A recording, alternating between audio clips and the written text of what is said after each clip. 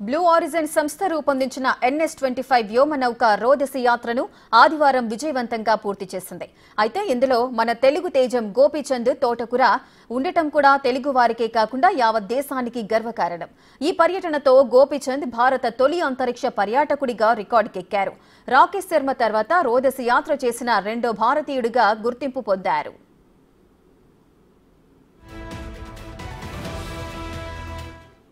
India to space.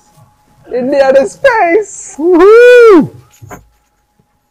Hey there! India with pride. India to space. India to space!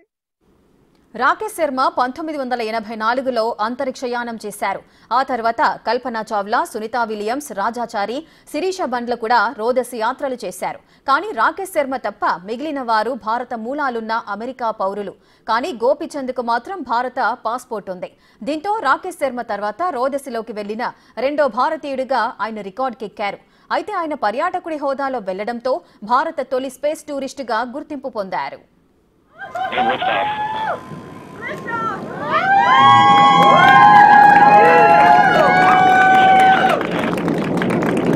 New Shepard has cleared the tower. The rocket and our astronauts are. Amazon వ్యవస్థాపకుడు Jeff Bezos కు చెందిన blue origin సంస్థ NS-25 వ్యోమనౌక రూపొందించింది.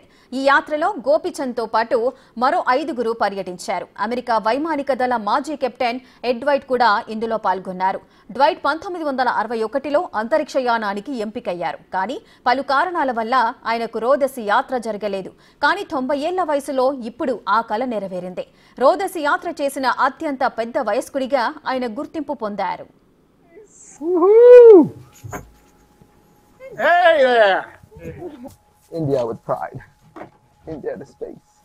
India to space! Woohoo! Hey there! India with pride. India to space.